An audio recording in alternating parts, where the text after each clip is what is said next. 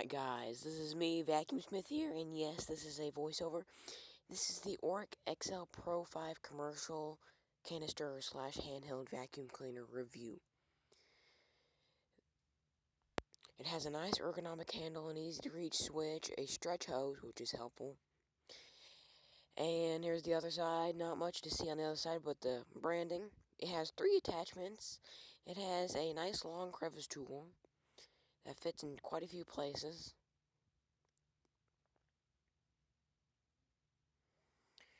And it has a horsehair dusting brush, which is very soft. I'm not so sure if it's horsehair. It looks like horsehair, but it feels a lot like plastic. And then it has an upholstery nozzle with a stiff brush on it that actually helps a lot.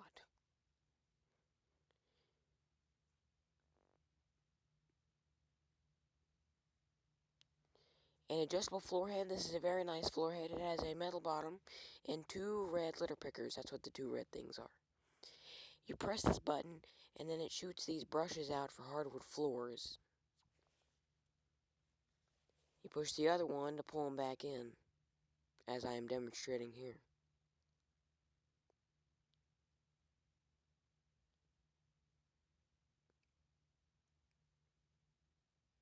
It has a swivel, a nice one too, a telescopic extension wand. Yes, I'm struggling. It doesn't go very far. It is made out of plastic. If you're tall, I'm not even that tall. If you're a normal person, you're going to need an extra extension wand. And it has a bent handle end for holding onto. And a clip inside the caddy to hold the cord, and the tool caddy does come off. It's very difficult.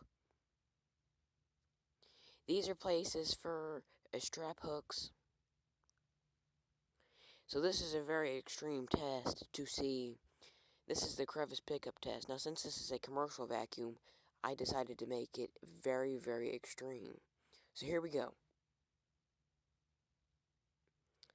Well, it looks like to me I miscalculated how long it would take for me to say that.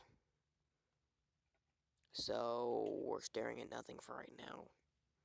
Hurry up! There we go.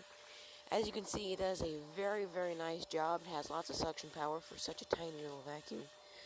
But unfortunately, it does lose suction pretty quickly because the vacuum bag is very, very small. I would recommend the HEPA bags. I don't know if they'll improve it that much, but they are very expensive.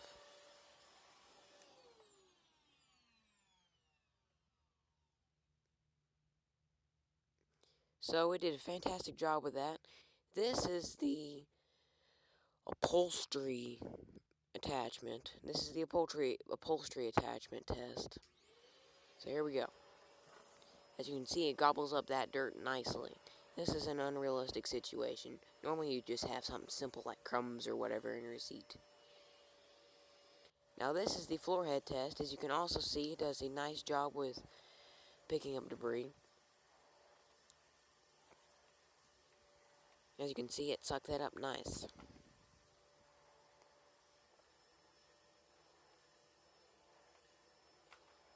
I'm just cleaning up all of the rest of it.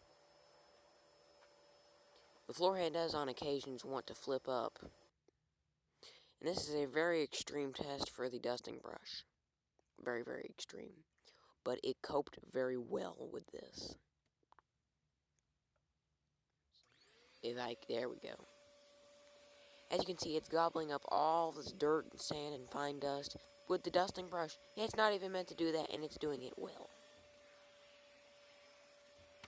Although all of this fine dust caused it to lose suction and underperform in the test I'm about to show you next. In realistic situations, it probably wouldn't lose suction on you very quickly because you wouldn't be sucking up enormous amounts of fine dust like what I did.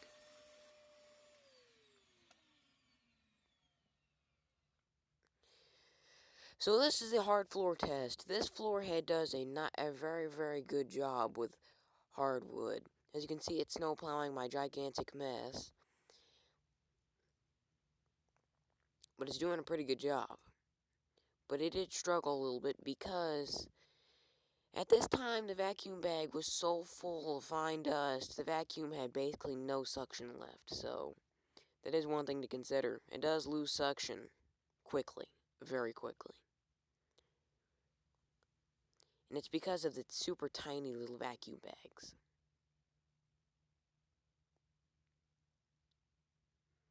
As you can see, it's really struggling with getting this off the floor. The vacuum in this stage was just trying to suck for air for everything it had.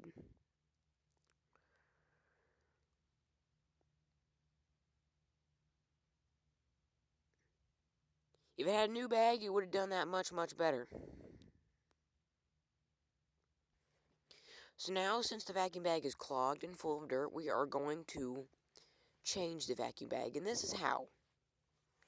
There's a knob at the bottom that you turn, I don't know if you turn it to the left. I was going to say clockwise, but I don't know which way is counterclockwise or clockwise. I have that tape here because when using the vacuum, you pull the hose to one side, it makes a horrible squeaking sound, so I put that there to bushing up the bag, so it wouldn't make that sound. And here is the very full vacuum bag. Realistically, you want to change it halfway, and then you dispose of the vacuum bag. And we'll make sure there's no grit or dirt inside the vacuum bag, and your your pre-motor filter is clean. So what I did is I banged the vacuum cleaner on the ground.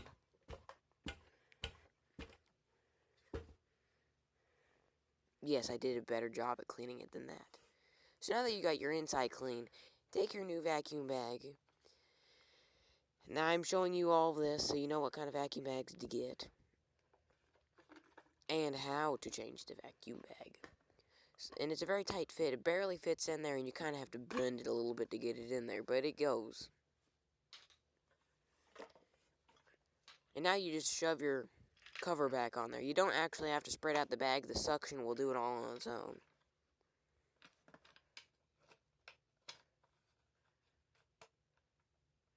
Well, this part I did here purely for fun. This is what it does when you turn it on.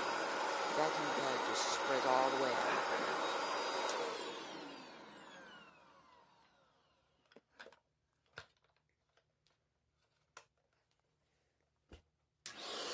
And now we have maximum suction power. This thing is a very powerful vacuum cleaner with a new bag.